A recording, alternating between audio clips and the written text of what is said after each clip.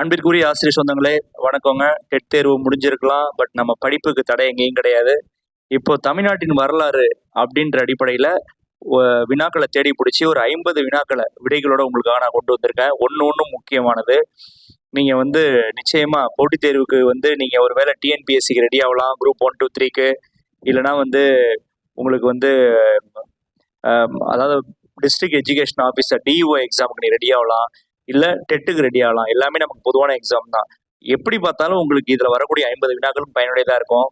Exam on the corner இருக்கோ இல்லையோ, but நீங்கள் உன்னோட படிச்சுக்கோங்க, அதுதான் நல்லது. அதுதான் நான் உங்களுக்கு சொல்றது. சங்க காலம் என குறிப்பிடப்படும் காலகட்டம் எது? கிமு 300 கிபி 300 வரை. இந்த இந்த இடைப்பட்ட காலங்கள் தான் சங்க காலம் என்று அழைக்கப்படுகிறது. முதன்மை சங்க கூட்டம், அதாவது முதற் சங்க கூட்டம் எங்கு நடைபெற்றது என இறையனார் அகப்பொருள் கூறுகிறது. தென்மதுரை. முதல் தமிழ் சங்க கூட்டம் தென்மதுரையில நடந்திருக்கு அப்படின்னு சொல்றது எது? இறையனார் அகப்பொருள் தான் சொல்லுது. நல்லா பாத்துக்கோங்க. சோழர்களின் தலைநகரமாக விளங்கிய துறைமுக நகரம் எது? காவிரி பூம்பட்டினம், இன்றைய பூம்புகார். சேர அரசர்களின் சின்னம் எது? வில் அம்பு. இமயவரம்பன் என்ற சிறப்பு பெயரை பெற்ற சேர மன்னர் யார்? நெடுஞ்சேரலாதன். கல்லணையை கட்டிய சோழ மன்னர் யார்? கரிகால் சோழன். சில கேள்விகள் மிகவும் அடிப்படையாக இருக்கலாம், ஆனால் அது நம்மளோட அறிவை தூண்டும் அப்படிங்கிறதுல எந்த மாற்று கருத்தும் கிடையாது. தலையாலங்கானத்து செருவென்ற பாண்டியன் என அழைக்கப்படுபவர் யார்? பாண்டிய நெடுஞ்செழியன். கீழடி தொல்லியல் களம் எந்த மாவட்டத்தில் அமைந்துள்ளது? சிவகங்கை. களப்பிரர் ஆட்சியை முடிவுக்கு கொண்டு வந்த பாண்டிய ஆட்சியை மீண்டும் நிறுவியோர் யார்? கடுங்கோன். மத்தவிலாச பிரகசனம் என்ற நூலை எழுதிய பல்லவ மன்னர் யார்? முதலாம் மகேந்திரவர்மன். மாமல்லபுரத்தில் உள்ள ஒற்றைக்கல் ரதங்கள், அதை பஞ்ச ரதங்கள்னு சொல்றோம், ஏன்னா அதுல 5 ரதங்கள் இருக்கும். யார் காலத்தில் செதுக்கப்பட்டன? முதலாம் நரசிம்மவர்மன். அவர் தான் மாமல்லன். இவர் தான் வாதாபி கொண்டான் என அழைக்கப்படுபவர். காஞ்சி கைலாசநாதர் ஆலயத்தை கட்டிய பல்லவ மன்னர் யார்? 2ஆம் ராஜசிம்மன். அதாவது 2ஆம் நரசிம்மவர்மன் தான். இவரு பேரும் ராஜசிம்மன் தான். முதலாவது நரசிம்மவர்மனுக்கும் ராஜசிம்மன் தான் பேரு. ஆனா அவருக்கு இன்னொரு பேர் உண்டு, அவர் மாமல்லன்னு சொல்லுவாங்க. அந்த முதலாவது நரசிம்மவர்மன் தான் வாதாபி கொண்டான் என்று அழைக்கப்படுகிறார். பிற்கால சோழ பேரரசை தோற்றுவித்தவர்கள் யார்? விஜயாலய சோழன். தஞ்சை பெரிய கோயிலை, அதாவது பெருவுடையார் கோயில்னு சொல்றோம், அதை பிரகதீஸ்வரர் கோயில்னு சொல்லுவாங்க, கட்டியவர் யார்? முதலாம் ராஜராஜ சோழன். கங்கை கொண்ட சோழபுரம் என்ற தலைநகரை உருவாக்கி அங்கு பிரம்மாண்ட கோயிலை கட்டியவர் முதலாம் ராஜேந்திர சோழன். தன்னுடைய தந்தை கட்டிய கோயிலோட சின்னதா இருக்கணும்னு சொல்லி அதை சின்னதா அவர் கட்டினாரு. கங்கையிலிருந்து தண்ணி கொண்டு இந்த கங்கை கொண்ட சோழபுரம் சிவனுக்கு தான் அவர் அபிஷேகம் பண்ணாரு. சோழர்களின் கிராம சுயாட்சி முறையை பற்றி கூறும் கல்வெட்டு உத்திரமேரூர் கல்வெட்டு. சோழர்கள் காலத்தில் கிராம நிர்வாக உறுப்பினர்களை தேர்ந்தெடுக்க பயன்படுத்தப்பட்ட முறை குடவோலை முறை. பிற்கால பாண்டிய பேரரசின் புகழ்மிக்க மன்னரான முதலாம் மாரவர்மன் சுந்தரபாண்டியன் யாரை தோற்கடித்து சோனாடு கொண்டான் என்ற பட்டம் பெற்றார்னா 3ஆம் குலோத்துங்க சோழனை தோற்கடித்து. வெனிஸ் நகர பயணியான மார்க்கோ போலோ பாண்டிய நாட்டிற்கு வருகை புரிந்த ஆண்டு 1288 93. இது முன்னாடி டெட் எக்ஸாம்ல கேட்ட ஒரு கொஸ்டின். மதுரையில் நாயக்கர் ஆட்சியை தோற்றுவித்தவர் யார்? விஸ்வநாத நாயக்கர். தன்னுடைய அமைச்சர் அரியநாதர் உதவியோட 1529 ஸ்டார்ட் பண்ணிருப்பாருங்க. மதுரை நாயக்கர் ஆட்சியில் பாளையங்காரர் முறை யாரால் அறிமுகப்படுத்தப்பட்டது?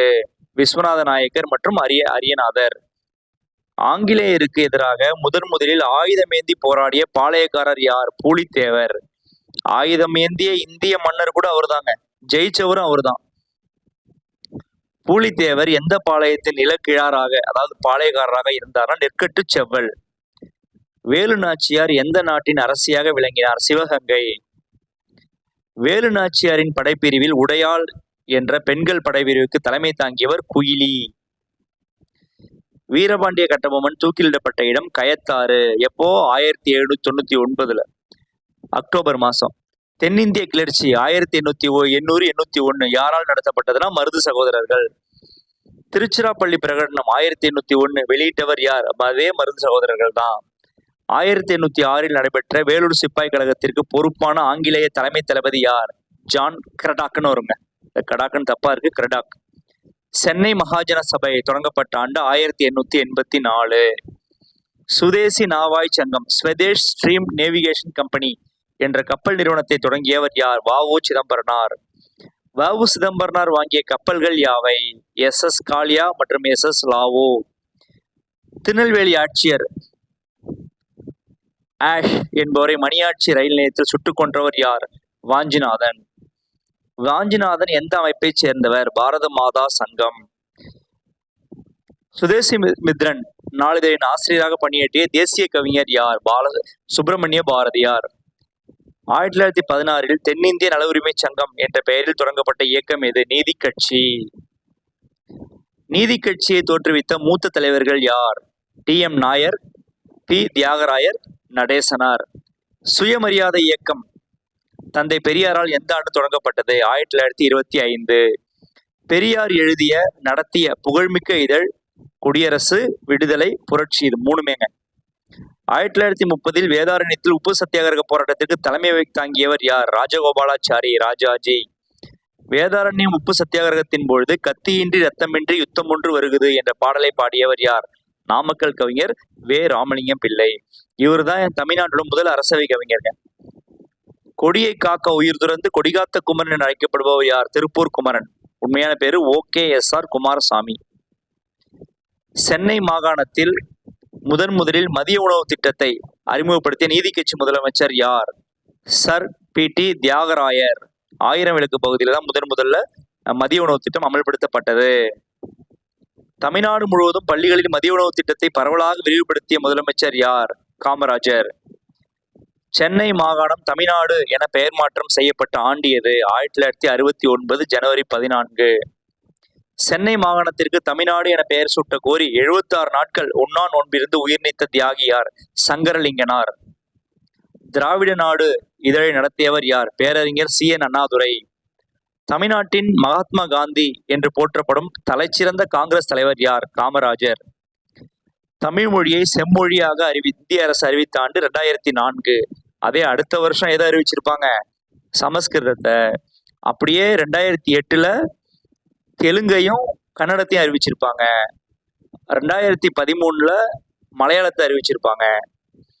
பூம்புகாரில் சிலப்பதிகார கலைக்கூடம் யாரால் திறந்து வைக்கப்பட்டது? அப்போதைய முதலமைச்சர் மாண்புமிகு மு. கருணாநிதி அவர்களால் 1973 திறந்து வைக்கப்பட்டது. நன்றி நண்பர்களே.